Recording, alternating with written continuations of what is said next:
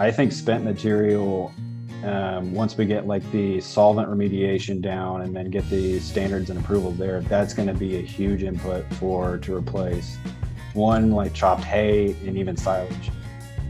If we can get the science down to silage that product, I mean, that is an extremely low cost byproduct that would have a huge amount of volume in plenty of homes.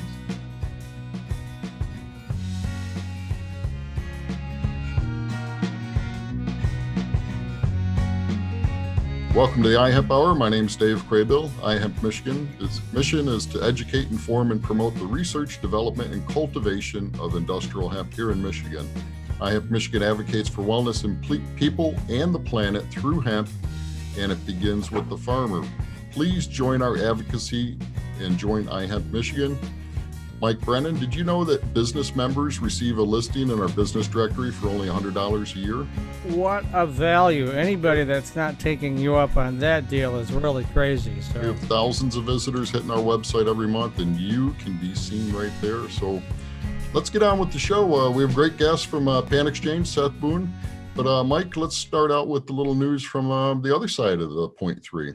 Yes, well, and the non-farmer in the group here, I'm the city boy, but we run the Michigan Marijuana Report and 420 Post, which is focused on the other side of the THC spectrum, which Blain's going to have some interesting news on when he talks about it. I don't want to steal his thunder. So one of the things that came out this week was a study by Anderson Economic Group out of Lansing, and one of the things they said in the study was when you look at the whole industry from adult use to medical to caregivers to the illicit market, black market, that Michigan last year did $3.2 billion. Now, that's a great number, but as soon as the report came out and anybody that really knew what was going on saw it and said, how did you come up with $1.2 billion for the black market? How would you even know what that number is? So there's some skepticism on that. The report was sponsored by the Cannabis Manufacturers Association, and one of the things that they've got a steady drumbeat going right now. They're trying to get the caregivers and the medical folks and anybody that's not selling through their dispensaries. Tell you the truth, they're just trying to drive them out of the market. However, that being said, we also had the MRA director, Michigan Marijuana Regulatory Agency Director Andrew Brisboe on my show on Wednesday, hour-long interview, which you can view at mimarijuanareport.com. And I had a panel there, and we grilled him pretty hard on all this stuff. And, for instance, in the caregiver area, he doesn't plan any changes, whereas one of the things that's being floated out there by this big group is that right now caregivers can grow 12 plants per patient. They want to reduce it to 3, and everyone's a little worried that if they get that, then they're going to go after the adult use, where anybody who's 21 can grow 12 plants in their backyard kind of thing. They think that will be next. Who knows?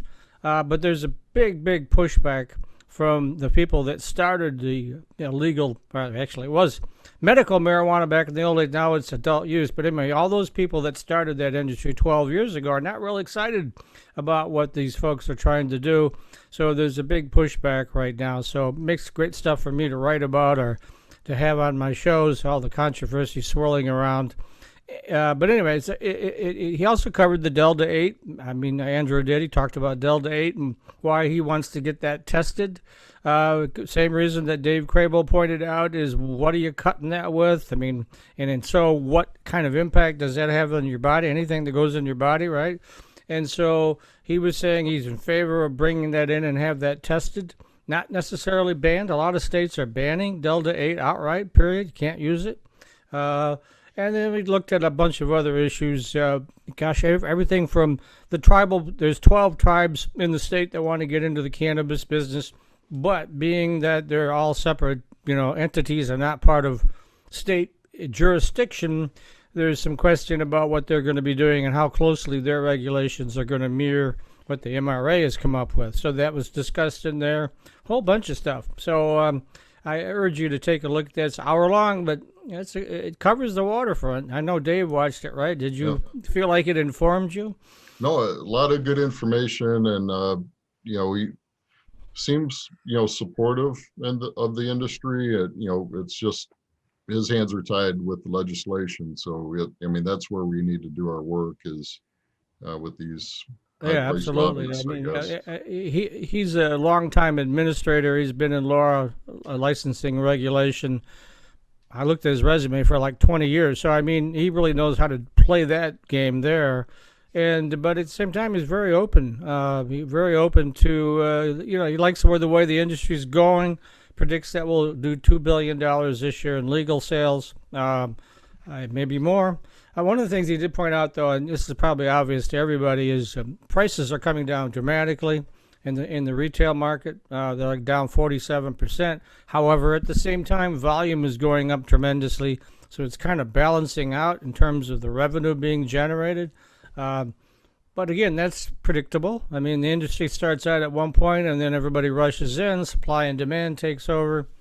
But there's now 400 retail shops that either are medical, adult, or both in the state. That's a nice number. Turns out that 1 in 5 people in Michigan, or roughly 2 million people, smoke marijuana. Big business, not going away. In fact, it's just only going to get bigger as time goes on. So I guess I'm positioned in the right area, and I got lots of stuff to write about. All right, that's pretty much it for me. Blain, I know you got some great news on, speaking of THC, you got some great news on that front, right? I've got a lot of news to cover, Dan. I don't want to cut too much into Seth's time, but yeah, I got a lot of things to cover. So, Mike, quickly, who we got on next week's show? Do you know who you're going to have there yet? Actually, I'm taking next Wednesday off. Everybody's taking off time. I'm just going to do your show, you guys' show on Thursday. I'm not doing my Monday or Wednesday shows.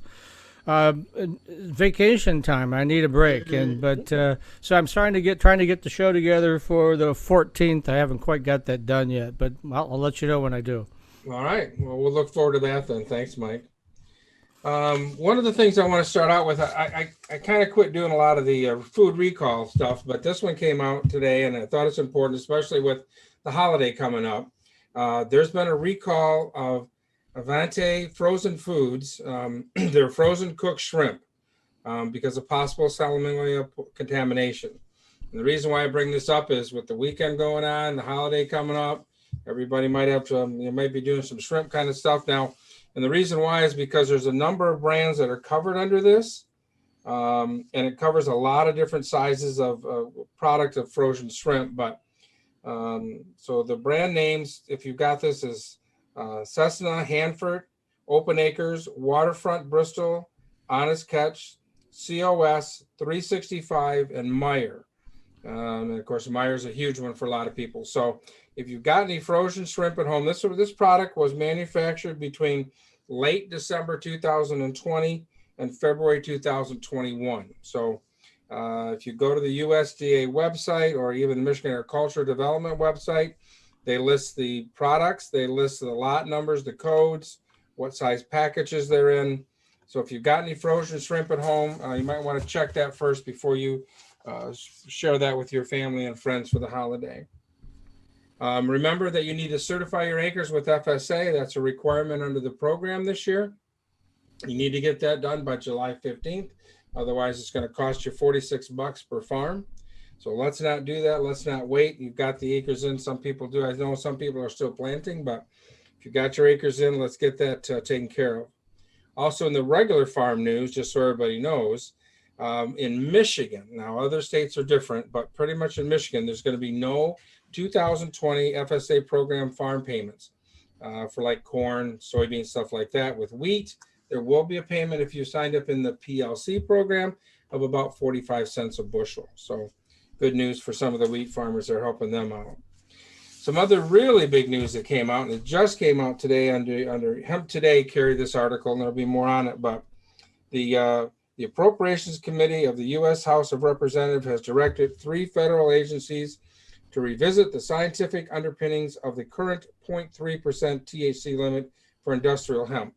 That was the level set out in the 2000 Farm Bill. So we've been asking for that to be increased, and now they're saying, okay, guys, let's prove it. Let's see why we really have that. Is that really the scientific value that we need to have? So, we're hoping we're going to go to the 1% at least, but we'll see what happens there. Good, again, a good article in Hemp Today. If you don't get that one, check out Hemp Today, and they've got the article listed on there on that. Let's see what else we got. So there's a new regional hemp pricing report. This is out of the Midwest Hemp Council. This is a partner spotlight, they call it. Seth, I don't mean to talk about your competitors, but this is Hemp Benchmark. Sorry, guy. Is expanding their price contributor network, and they're excited for all of us to be part of it. So what you can do is you can go onto their site. It's simple, it's free, and it's a regional report that they're going to do, and then you can report your hemp pricing information on there. So a nice opportunity there to be able to help support the industry and everybody get some transparency in pricing, which we're all trying to do, and I know Seth's doing a good job with that with PanXchange. And let's see what else we got going on. Don't forget that one of the big things coming up in January is going to be the Midwest iHemp Expo. We're deep in planning on that. We hope to have information out middle of July so people can get their tickets and exhibitors can sign up for that. We're going to have a great reduction in price for those that sign up early. A great party is planned for Friday night. That'll be our second Hempies Awards. So if you're making any kind of hemp products, whether it be for pets or animals or for human consumption or with wood or anything kind of thing, there'll be a lot of different categories. Just a fun, great way to promote your product, get it out there, have people do a little voting on it, and maybe have a little cool hemp award to be able to show off to people with that. So let's see. There's a grain and fiber hemp field day that's going to be in Indiana. That's at the Miggs Purdue Ag Center. That's going to be July the 7th. And also Fiber Day, Field Day and Forum is going to be Monday, August 30th in Martinsville, Indiana. Well, those would be two great shows. If you're an Indiana person or if you want to run down to get some more information on that, those would be great. Hemp at the Crossroads will be planned also. That's December 1st and 3rd in Plainfield, Indiana. You can sign up for that now. I believe there's information out on that. And Dave, I think the rest of the news, I think I'll save for at the end of the show. Let's get into Seth here. Yeah, there's two events on July 10th also. We have a Hempcrete workshop in J.D. Ackley, so I'm sure we'll touch on that at the end. Yeah, definitely. So, bring that out then, yep. Excellent. All right, so let's get to Seth Boone. So Seth's with PanXchange, and he's a VP of Business Development and head of hemp markets. Seth, you grew up in West Texas. How'd you and you're in Colorado now, eh? I'm sorry, I didn't let you finish. Go ahead. No, you're okay. So are you located in Colorado, or you said you're at headquarters now? Yeah, we're PanXchange is based out of Denver, Colorado, so that's where I am right now. But yeah, I grew up in West Texas. I was raised on a ranch out there. And so production agriculture is where I grew up.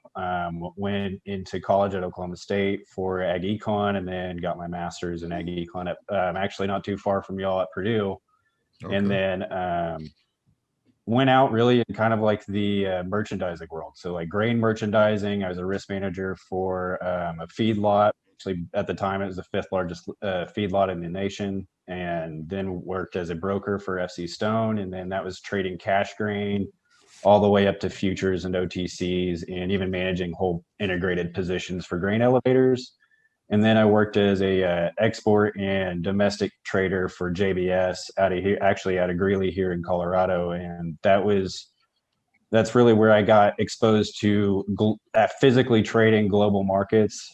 So feed ingredients, exporting to China, vice versa. And what brought me to PanXchange is when I interviewed with Julie, I really enjoyed Julie as a boss and a visionary.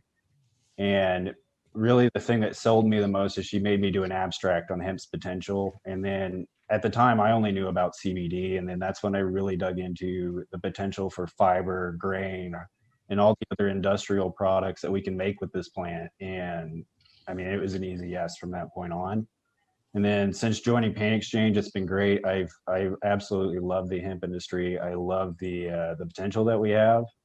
And my entire goal is to figure out a way to drive that, to find the economic drivers that are going to make this industry viable and hopefully put some power back into like the small business owner and smaller farmers out there.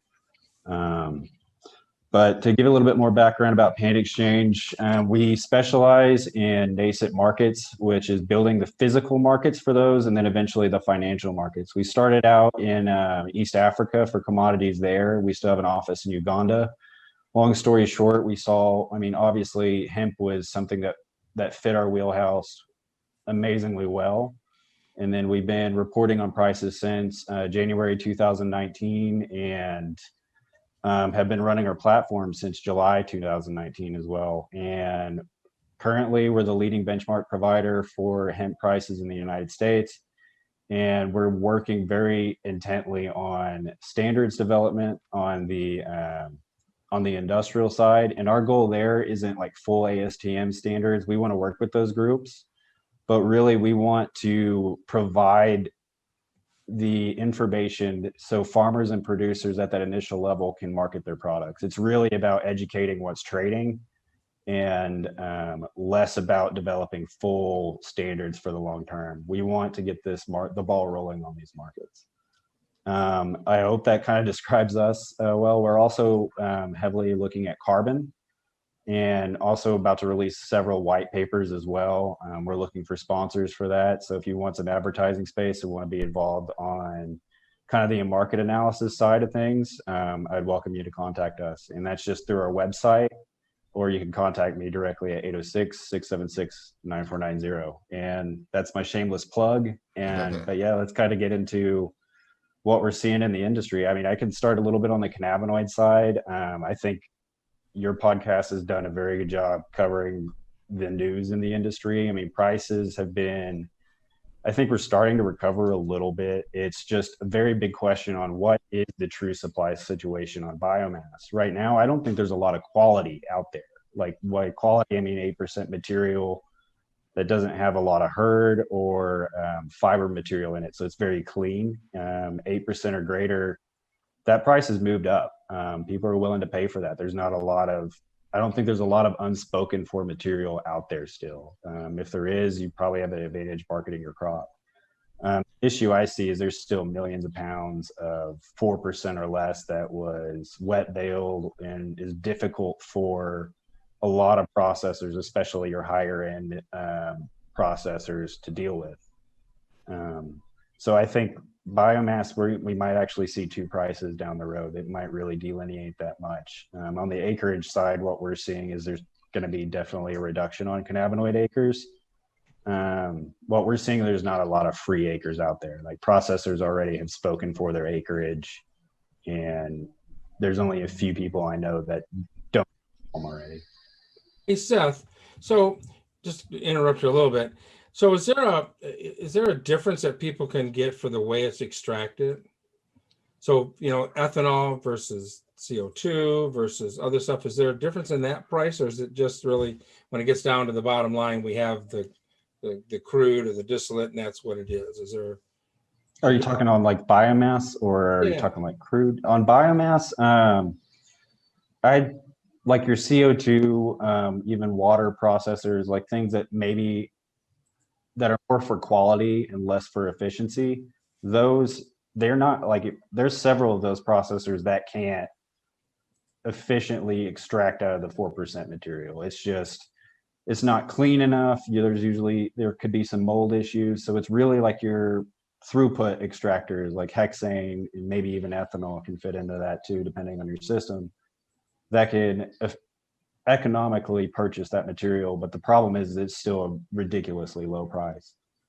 So like if you have good material, you could probably get $3+ per pound at the moment, which is still not great, but relatively better than what it was. But lower than that, it's going to be a struggle to move. And especially if you have high volume, I think there's been enough consolidated product that buyers are going to be skeptical. They're going to want COAs for every small size of lot. That's a big problem that they deal with, is it might be 4% on the COA, but there might be a small percentage of the load that's degraded beyond that point. Okay. So it's a lot of variability and just a lot of product that you have to question. Do you see what do you see going on with like the CBG and CBN markets? Because you're talking just CBD so far, right? Yeah, just CBD so far. Definitely like your CBN, those products on retail are trading insanely well. The volume's really small. Processors kind of breaking into their mother liquor as well. CBG, people growing for that. I've heard successful operations and unsuccessful operations, but as far as biomass, if you can find a processor and find a way to get all the way down the supply chain, it's lucrative. But still seeing the same issues we've seen on CBD is if you're growing and you don't have a home for it, or you're not processing yourself, you got to do that work before you plant, because just like CBD, it's easily saturated. Mm-hmm. So it's a very illiquid market. Some months we'll see significant movement on CBG, and then other months it's just quiet. I'm kind of getting the feeling that, everybody overproduced. Nobody had the market figured out right for doing it. Nobody's growing this year, not hardly anybody. Do you think that we're going to successfully be able to absorb the oversupply this next year? And then 2022 get back to some kind of normality, or at least a balance thing? Or do you think it's going to take another couple of years yet before we work through all this?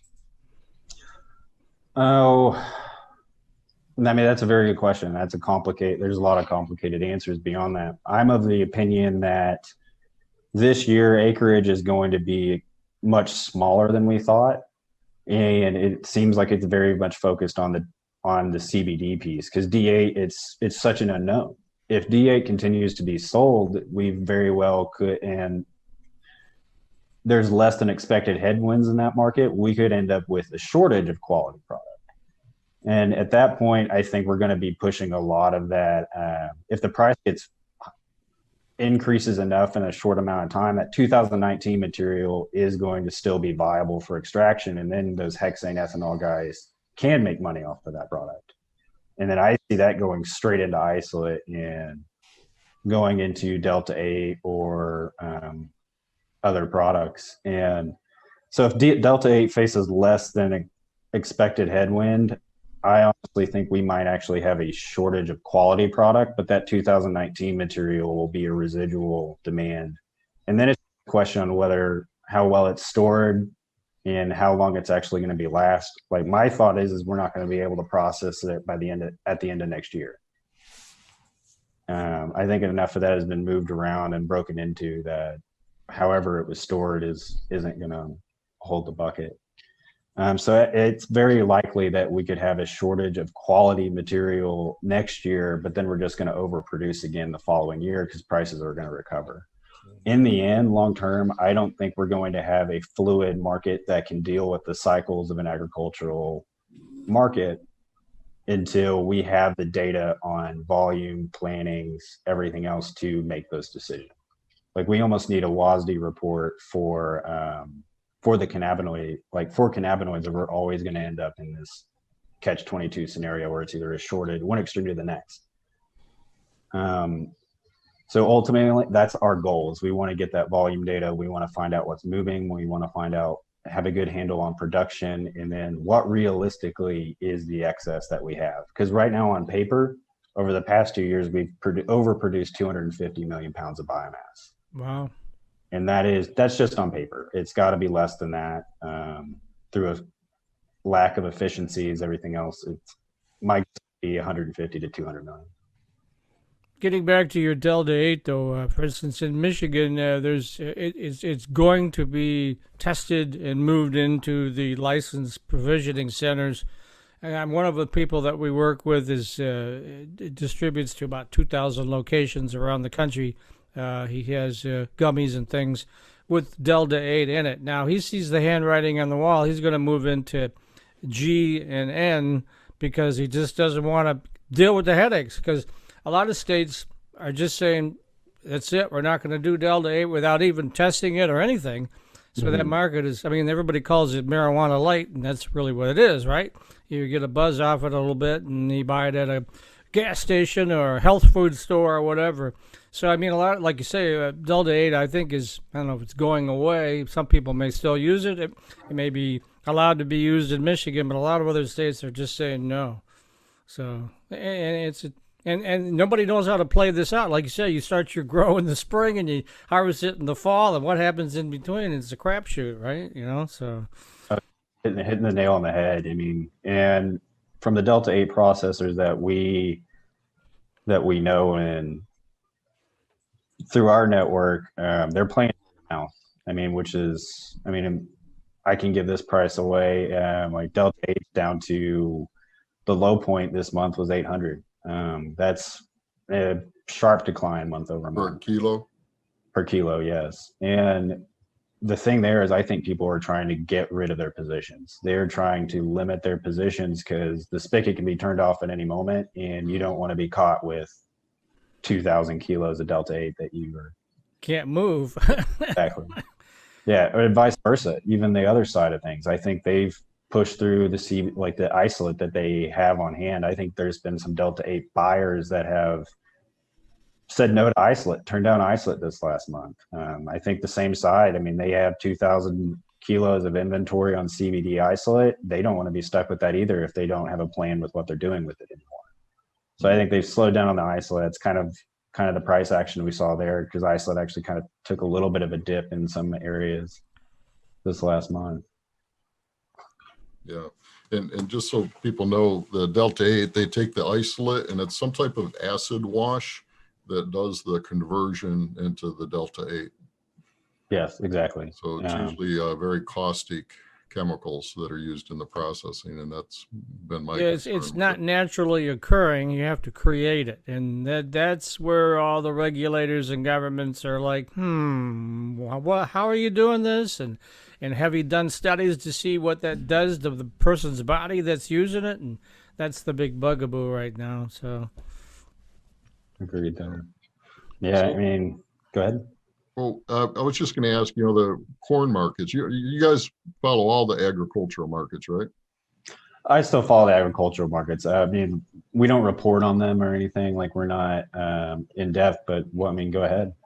Well, I just, as an outsider, because I'm really not a farmer like Brennan, but although I grew an acre, that's my, well, that's you qualify. You grew that acre, that makes you a farmer, right? Okay, I was a hemp grower 1 year. So, I'm looking at the corn market over the last year. It just went like crazy, but it's a mature market, and I think it's coming back down now. At what point do you see hemp being a mature market where we have some kind of stabilization? Oh, it comes with the data side of things. I mean, like once we get the data to where like our goal is, which is having efficient volume production, price data, that's a big piece of it. Because right now, like the reason why those prices do that is one, because we know what the production is. And then two, we know our exports, and we know what, and we have a very vague idea of what our biggest customer is doing, which is China. So I know that's been a lot of the rally lately is China buying to replenish their reserve stocks. And also from them recovering from African swine fever, trying to get their hog industry built back up.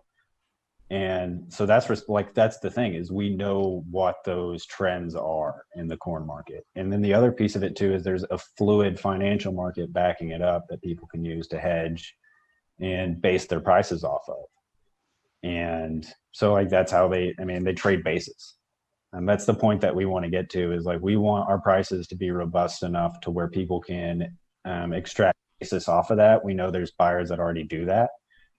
And yeah, I mean, like we want to get to the point to where we can post our prices and have like people trade off of those prices and eventually build a financial market off of to where we can hedge CBD.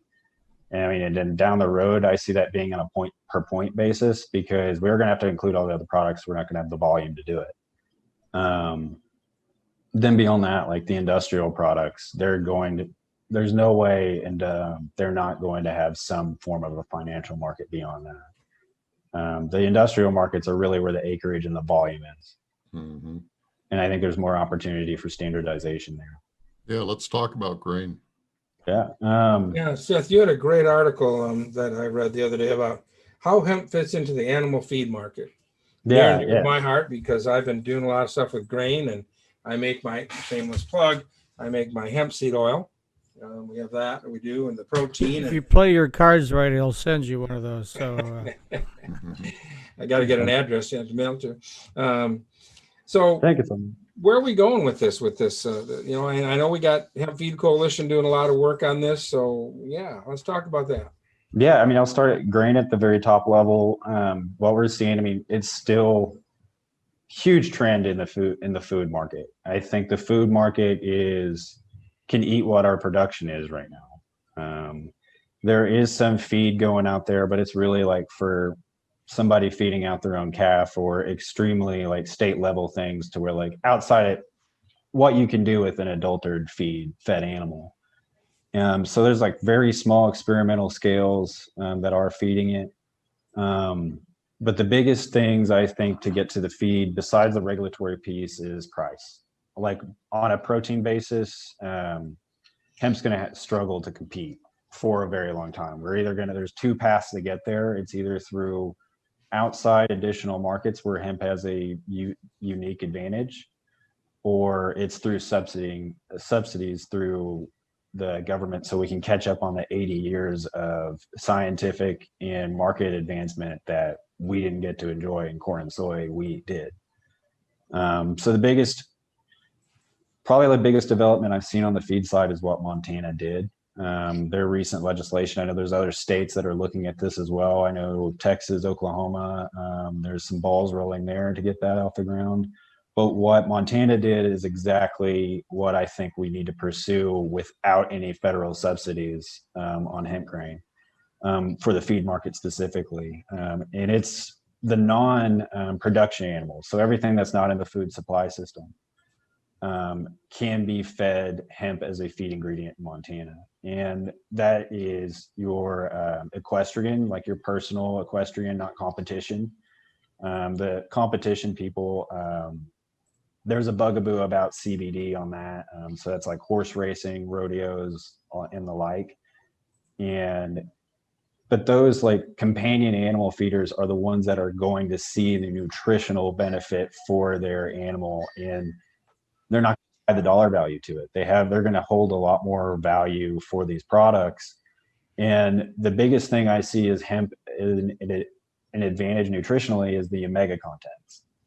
And right now there are omega supplements out there for your dogs, for your horses. And the main inputs for those are fish meal and flax. And fish meal, like the meal itself trades $1,500 to $1,700, which is about the break-even cost when you do the math on hemp meal. So there's actually some price competitiveness there, and I think that's where we find our niche on the feed market. And then as the food market develops, as feed approvals develop, we're going to get hemp more and more competitive to where we can get to the price point we need to include in other rations. And so right now, like soybean meal is anywhere from $400 to $500. And I honestly think if we can get hemp seed meal down to that 500, 600 range, the omega content that's in that product will displace soybean meal in cottonseed meal, flaxseed meal in certain markets like agriculture, aquaculture, equestrian, and then eventually your mainstream cattle, poultry, and hog markets. That's 500 to 600 a ton. Yeah, I think that's where we start. And then eventually I think we get to the point where we can get scales developed to where we can get even below that price point. And then the other biggest piece we've got to consider is this going to be 5 years down the road, and what is our yield going to look like? Because if we produce 900 to 1,100 pounds of grain per acre now, what are we going to be producing 5 years down the road? Because like right now, like apples to apples, hemp yields 1,100 pounds an acre, give or take. Corn can yield up to 14,000 pounds an acre. So we have a significant disadvantage genetically too, that I think the ramp up on genetics is going to be much faster than we expect on that regard. Yeah, there's some people doing some work in there. We need a lot of data. Yeah. So, I mean, like on meal, I would say like the feed grade side, I think on the oil there is, I think oil honestly needs to have some, I think oil actually fits really well into, there's no like supplement approval market, but there's no like supplement approval market. It's still just a feed ingredient, but trading as a supplement basis, I don't know if you've ever seen, but there's like omega-3 oil supplements that are actually very price competitive with what I see retail hemp oil on, even in the food industry. So those supplements could be in a huge outlet if we could ever get them approved federally. Well, I know we're trying to do that as quickly as we can. It's just one of those slow little processes that we got to go through for sure. Interesting you brought the CBD and the horse stuff out. We have a member, an iHemp member that manufactures a Benefita. And I was over there the other day. That's where I'm going to be making the oil at, but I don't know if you can see this or not. Let's see if I can get up there. They actually make a CBD. Can you see that all right? Is it blocking out? I can't tell. Oh, I see it now. There, now it's a little better. Yep. So this is a CBD that they make for horses.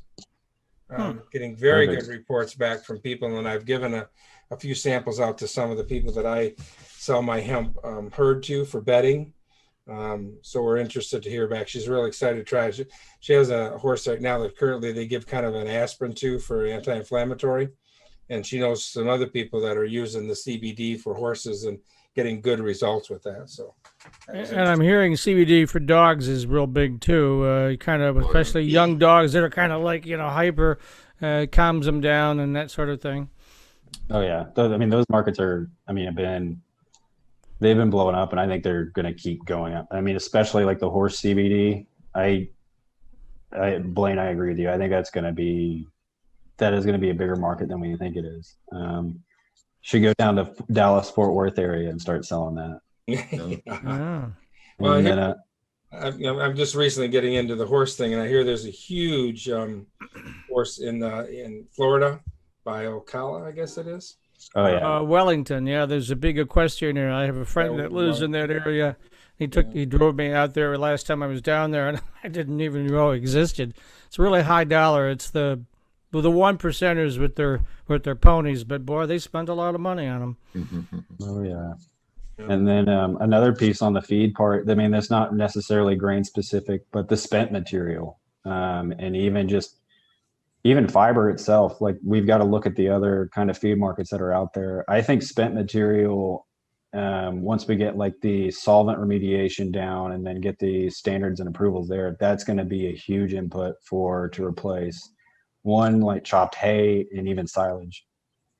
If we can get the science down to silage that product, that is an extremely low cost byproduct that would have a huge amount of volume in plenty of homes. I was on a webinar a couple months ago out of Australia, where they're doing research, and all they're feeding is the hemp stalks. They're not even feeding the hemp grain or anything else on sheep. And the results coming out of that are just amazing, how much better the sheep are doing just on the stalk plant. So it's amazing when we finally get into being able to use the grain part of it. Yeah, I know that they're doing a lot of stuff with poultry right now as well. And I think one of the benefits, hopefully, we're going to see it's not only because protein's protein, right? We're going to compete with protein price no matter what we're going to do here. But like you said, the side benefits of this, how much better it's going to do for the animals, is going to be another great selling point for this too as well. Oh yeah, protein is going to be the end game. That's kind of the nature of commercial feed markets. Proteins everything. But it's the omega-3s. It's going to be the forage potential. It's going to be the CBD potential. Like all of these supplementary sides besides protein are going to be what drives us into competing on a protein basis. And it'll also be the thing that gives us the premium in the protein market too. And so, I mean, long term, hemp has a very, very big potential to compete with feed grains. I mean, and at this point, I mean, especially when you compare it to cotton, which has an established feed market down in the Southwest and Southeast. And there they have 63 million acres. Hemp only right now, even with today's genetics, only needs 2 million acres to basically lap their production on grain. Really? Wow. That's amazing. Yeah, so that's the reason why I see as cotton as the biggest loser to hemp. Just because, I mean, cotton's a fiber crop. We can out yield them on fiber and grain. We haven't really talked too much about the fiber end of things. Yeah, give us your input or vision on what you see with fiber. Yeah, I mean, on fiber, it's very much like textile grade fiber is going to be in the R&D stage for a while. Like right now, like the biggest challenge on fiber, you're right. I'll get on plastics later. That's where things are. This is some Himalayan fiber, this backpack. Yeah. It's an artesian craft product, a backpack. Oh yeah. I mean, maybe I should specify the US market has catching up to do, because we're trying to do things. I agree. Yeah. We're trying to do things mechanically that they can use their labor advantage on. So like right now, I mean, there's two ways we can go. I see a big push on complete US fiber on textiles. And it's just going to be a little bit before we get there to get the first initial step to getting textile grade fiber, then getting the degumming, decortification facility set up. So we have a little bit of a ways to go. But that first initial process, like right there on developing like your initial scales, it's getting that first buyer out the door to where you can ramp up your production and get price to where it can compete. Because I think you can import hemp fiber for anywhere from $4 to $6, depending on the different websites you go to. You can import it probably cheaper than you could buy it from the US right now. And the biggest jump there is we need to get a processor to a scale. Like we need a facility that's running 24/7, or the price is always going to be too expensive for spinners. But the thing is like the companies that are working on that, like Hemp Mills, several others on the textile side, are doing an amazing job on trying to bridge that gap. And I think it's only a few more dominoes to fall into place to really get the ball rolling there. Other applications in fiber, like short fast fiber, powdered hurd, those are almost direct. Like you can almost use those as direct inputs into the plastic industry, depending on the purpose. And the other piece happening with the I'm able to decorticate those CBD plants. So a lot of the product that I'm able to make right now is going into the plastics part of it. Trying to figure out what to do with the fiber part of it yet, but we're working on that too. So speaking of plastic products, Dave, right behind you there. The Frisbees. You got to point that out here. I'm helping you here. So Frisbees are the way. So this is our iHemp Michigan Frisbee. Now, is that using the short bass filament or the powdered hurd filament? It's a compound with 25% hemp fiber. I don't have the proprietary knowledge on the specifics of how they do the compounding, but it's 25% hemp fiber. Yeah, I mean, like those are. I mean, there's a lot of applications on plastics that I see are in the R&D stage, but there are, like with PLAs, injection molding, like there's 3D printing companies that are using this as just a direct filament input. But getting to a true bioplastic, I think we have some work to do there. Yeah. I think until we get a hemp oil resin or a plastic resin out of hemp oil or a hemp fiber, any other material that we can draft that out of, we're going to be just going directly into the filament market, which is really the low-hanging fruit.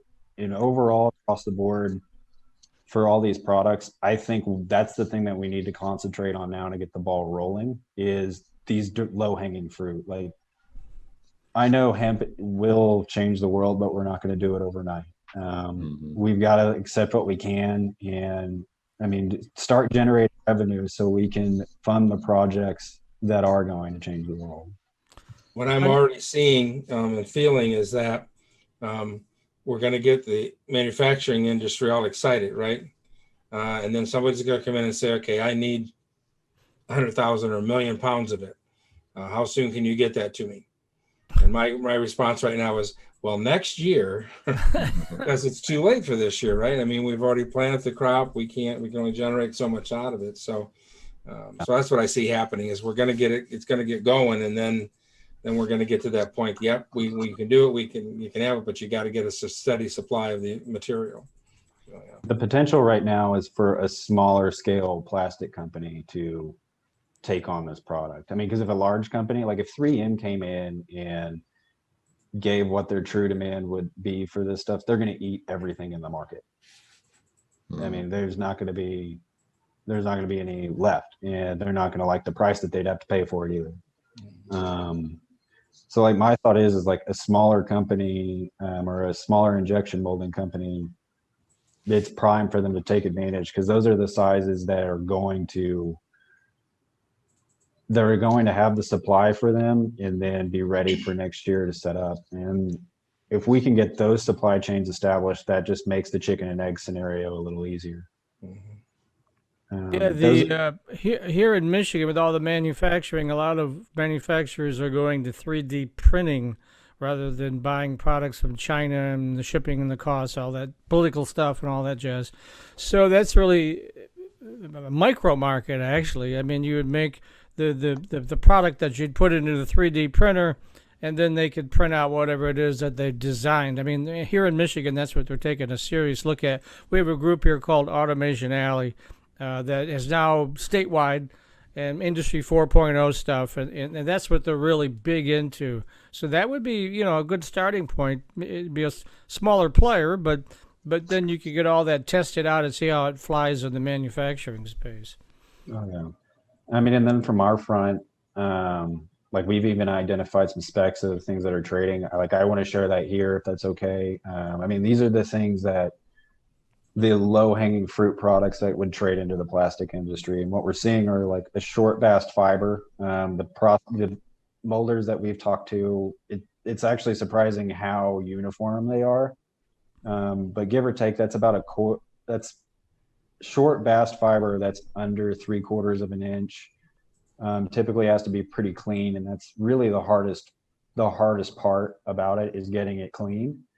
And then on the powdered hurd, really what they're looking for is kind of like a 60 mesh or 250 micron hurd, and those would go directly into like PLE, PLA, PE, and several other resins as a filament. And yeah, beyond that, seeing huge interest on the auto manufacturing side, and that's both for graphene, and fiber as well. And that's really kind of going into compression molding fenders, and even like car seat backings, door panels. And we're seeing that go directly and it doesn't have to be a textile grade fiber is the biggest piece that we see. I mean, and there's automobile manufacturers out there looking at this stuff because they already use CANAF for a lot of these things. And I mean, the automobile manufacturers in Europe have been doing it for quite some time. And it's really just catching on now more. And that's the same kind of scenario there is a big auto manufacturer comes in, they're going to eat the fiber. So we need we need to start small. We need to start at the low hanging fruit. And then once revenue comes in, I think we're going to be surprised how much quicker the things we want to do happen. We've got some people doing some growing of CANAF this year in Michigan here. Yep. Mm-hmm. So it'll be interesting. So looking into your crystal ball, Seth, what do you think? Another 3 to 5 years before we get all this sorted out? Sooner, longer? What do you think? Plastics, it's all dealing with the cycles. I think next year there will be some sizable players in there to kind of build the demand up in the market, and then it's going to be kind of a rush to the gate kind of thing. And then I think we're going to end up probably short the very first year we see demand come in on the plastic, serious demand come in from plastics.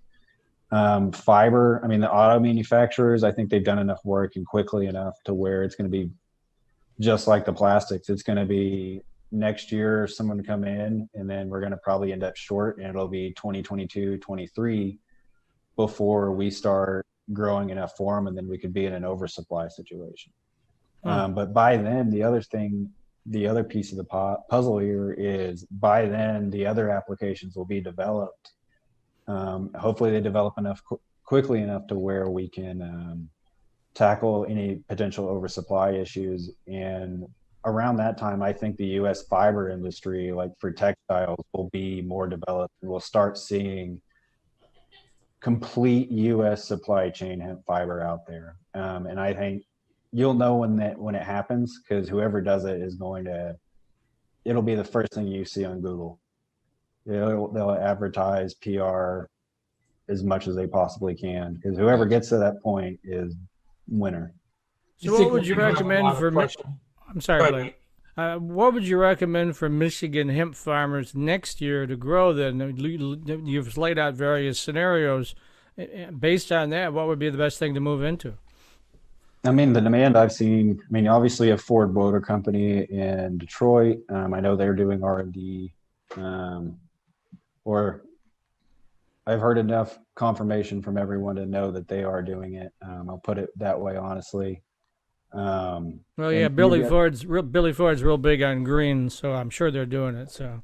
Oh yeah, so hemp so Michigan has a huge advantage on hemp. You've got a lot of plastics producers in Wisconsin and Michigan, and then you have the auto industry there too, and then there's a lot of auto manufacturers in the Southeast too. But Michigan is going to be a lot of where the R&D happens.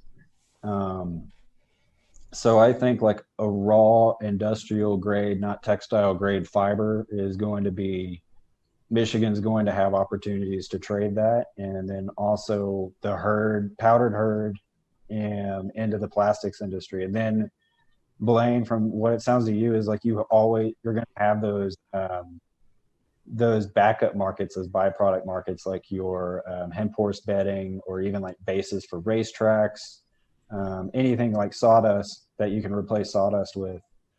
I think those markets are going to be there to soak up the rest.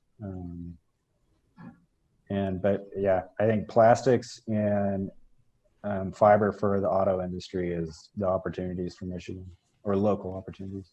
Do you see us having competition when we get to that point with other, I'm going to call world markets, being able to import this from other places? Do you think we're going to have pressure from Europe and everything else with their ability to, or not? We're already seeing that right now. Like right now, like there's more herd being imported from Europe for a lot of building materials because no one can get it clean enough yet. There's actually few. There are a few that can get it clean enough, but even they're a lot of those guys are having to import product just because they don't have the supply. But here's the history with Europe and us, agronomically, is once we start producing, they can't compete. I don't think they're going to have they might have the stockpiles to compete for a while and the inventory to compete for a while, but once we start getting our scales developed, I think it's going to be a light switch, basically the flipping of a light switch to where we're going to be cheaper than they are. Like right now, I just don't think we have the scales and the demand to justify the U.S. scales to compete at the moment. Is there any, in the regular markets, is there any tariffs and extra fees that are put on the imports at this point? I think there are for CBD. On hemp, I'm not entirely sure between us and Europe. I know there's a big emphasis on, I believe you have to be organic certified on many grains. Like there's many stipulations on the grain market, but on hemp, I don't know if it's developed enough yet.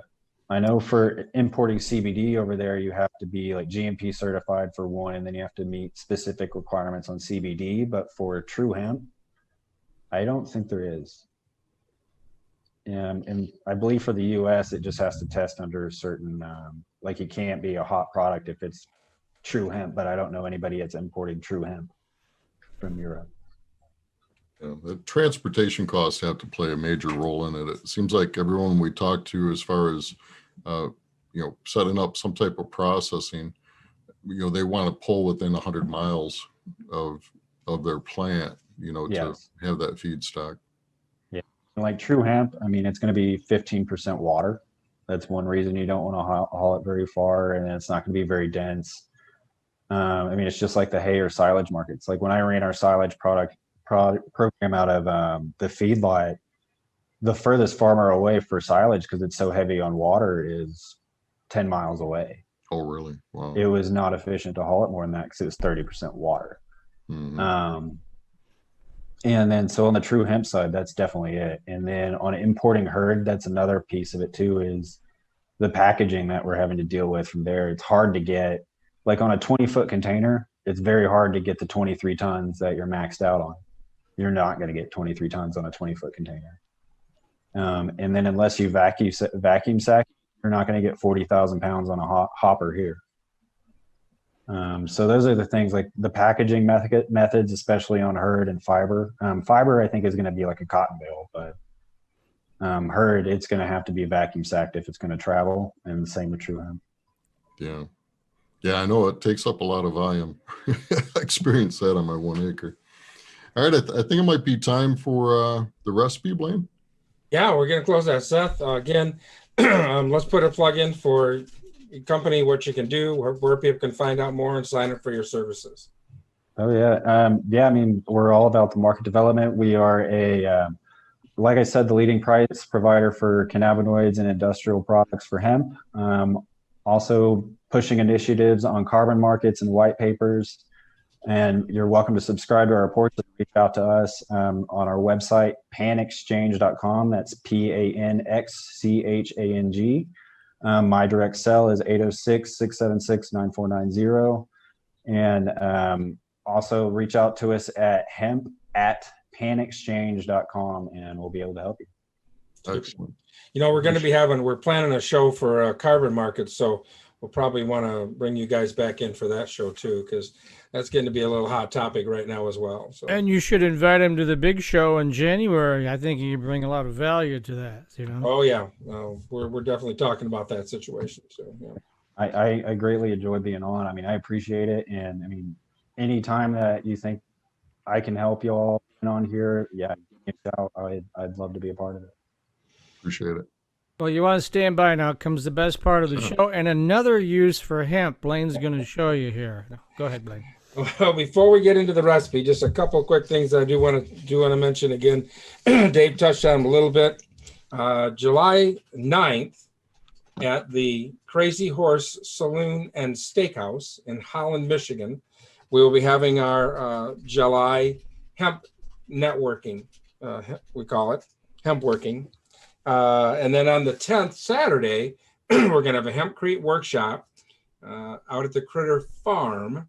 We're going to be making hempcrete bricks. There's other activities going on as well. Dave's going to be out there with his frisbees, and it's a great kid day activity, family day activity. What we're trying to do for the Critter Barn out there, again, is they educate kids and everybody on different farming and how it affects our lives and everything else. They have a great bunch of animals that they have at the Critter Barn. But we'll have goats. We'll have baby goats. So we love to have baby goats out there. They're fun to play with. But what we're going to do is we're going to make 300 bricks throughout the summer. And we're going to build a wall inside of one of the barns in there to talk about hemp and promote hemp. And we're going to sell these bricks for $20 a piece. So if you can't make it, but you want to help support iHemp and what we're doing out there with that day, that workshop day, we'll have a link on the website that you can help us with $20 a brick. We're trying to raise about $6,000 for that project to help the barn out a little bit with that.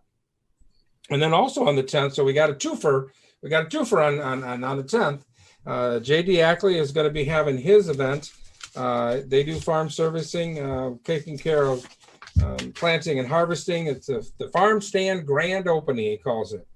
It's Saturday, July the 10th at 7. The address is 17099 Flynn Road, 3 Oaks, Michigan. It's 1 mile east of the Speedway on Route 12. 1 p.m. they're going to have the ribbon cutting. 3 p.m. they're going to have the chicken bake. And at 5 p.m. we're going to try to do a little podcast out there that I'm going to run down and do after we do the Crete workshop. So if you're around that area, they're going to have music, food. They're going to have chainsaw carving. Just going to be a fun, great day if you're down in that area to attend and find out again more about hemp and how it's going to affect all of our lives with that. So 2 great days. You got a twofer on July the 10th, and then In August, I think, is when we're going to have our hemp road rally. We're going to have, so we're planning that event for that. So, what else we got here? A couple other quick things. U.S. Hemp Building Association. Cheryl Murray Powell is going to be talking. Her Many Voices presents. It's being hosted by U.S. Hemp Nonprofit, Thursday, July 1st. It's 11 a.m. Pacific time. Let's just go to Eastern time. It's 2 p.m. Eastern time.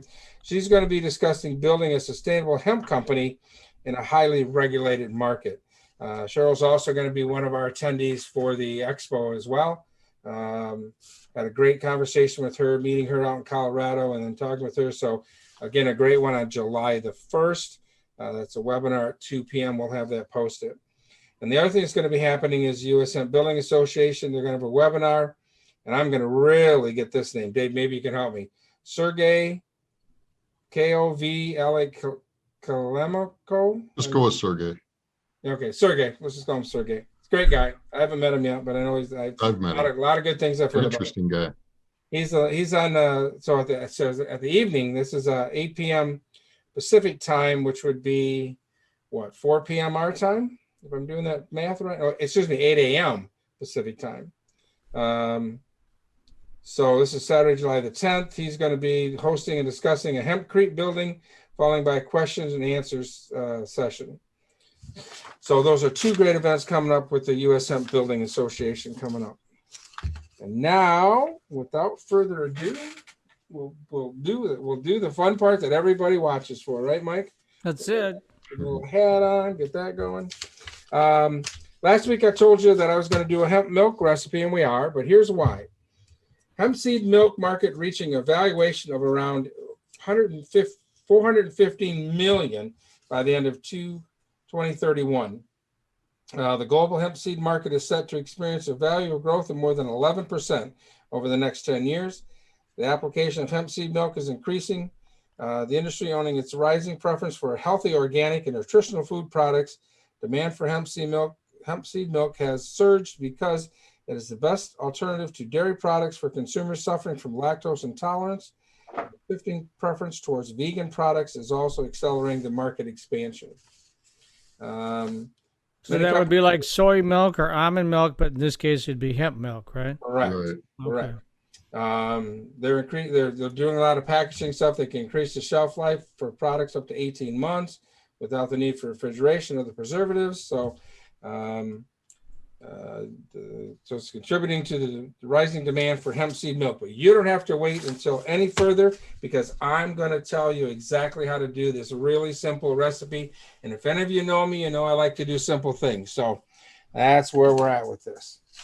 So I got a little visual. See, I'm increasing. I'm getting better at this, right? I didn't have a video done, but so this is 1 cup of hemp seeds, okay?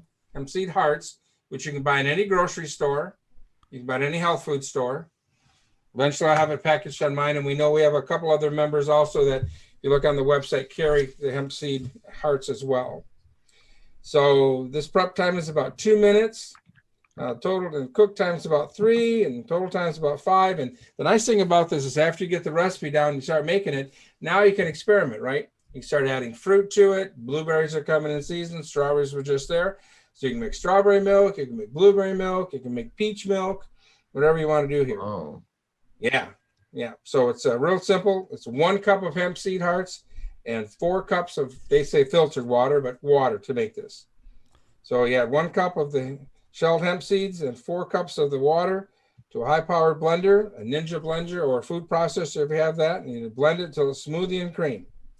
And that's about how simple this recipe is. So, Yep. So healthy. Put on your cereal. Make us a nice little. Put it in the freezer. It lasts quite a while in the freezer, or excuse me, the refrigerator. So you want a little glass of milk before you go to bed. You can have a healthy hemp seed milk. Is what you can have. So Shazam! Blain, I'll go ahead and put our. I'm going to put the backpack, and we have Lady Jane's hemp hearts. I'll put that in the iHemp Michigan store this week. Get that up there so people can. Easy to find it, easy to get it. Eventually I'll be carrying it as well too, but Dave's going to get it up in the store. So if you need to get some, but again, you can go to any store right now and you can also get it there too as well. So even Myers carries it. Oh, correct. yeah. Yeah. Put it in my Usually it's oatmeal under all the the- time. I don't want to mention this name, but usually it's under the Manitoba name for that one of the bigger ones. But Yeah, they're pretty soon comes out down of on the Canada. farm's going to take over that. I know, that's just a matter Emperor. of time, Blaine. That's what we're all figuring. And then Seth's going to have Wait. to be tracking you, you know. So Time and money fixes everything. That's yeah, it. yeah. That's Right. it. So, So, Seth, want to thank you again for being on the show, man. A lot of great information today. We're definitely going to be working with you guys in the future. So, with thanks. Yeah, thank you very much for being on. I mean, I enjoyed it. This is great. Yeah, if you need anything else, don't hesitate to reach out. All right. Thanks, Seth. guys. Anybody else got anything for the good of the cause? If I forgot anything, just have a happy 4th of July, I guess, right? Yeah. everybody be safe. If you're going to play with fireworks, be safe out there. You know. Well, yeah, where he is, everything is dry. Where we are, we can't stop the rain. Yeah, yeah. Yeah, we'd love to send you some water. Yeah, we'll send you some of our water. We're overflowing here. Yeah, that'd be nice. Yeah. I don't think you have to worry about me. I'm waiting on a baby right now, so I don't Oh, think I'll be playing with too many fireworks. Oh yeah. okay. All right. She do soon? Next Yeah, due on the 13th. Excellent. All right. First or Very first, yeah. uh-oh. Yeah, All right, life will that's never be exciting. the same. Wow. I'm looking forward to it. I'm excited. I don't know if I'm ready, but I'm excited. Okay, sounds You're never good. ready, they say. That's for sure. I get what to I see hear. my son this Saturday. He's flying in from Oregon, so I'm excited to see him. Nice. That's And great. Mike, I look forward to maybe seeing you this weekend then. Yeah, I'll be over on that side of the world for a big pool party on the 4th. You know me, I always look for a good party, right? So I'm learning that about you, Mike. Yeah. I'm very quiet, but so you got to watch out for the quiet ones, you know. So You have to be one of your groupies is what I'm going to have to be so I can get into your parties. I always I'll seem come to see sniff you. out the parties. So go ahead.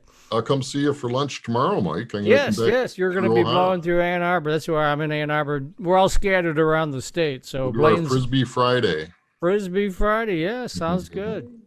All the restaurants are open downtown. So Excellent. Now, next week's show, we're going to have Cheryl Mary Powell. She's going to be talking about, again, a bunch of hemp-related stuff and some industry stuff and what she does to help people out with, they do background checks and some other stuff that a lot of us need to be a little more cautious about as we enter into contracts with people. We've all seen where some of those contracts have ended up, and so she's going to be talking about that. We're looking forward to having her on for next week. So that's next week's show. All right. okay, Thanks, everybody. Peace and Yeah, love. happy Fourth. Everybody, thanks again. Life, liberty, and pursuit of happiness. Indeed. Don't lose any digits.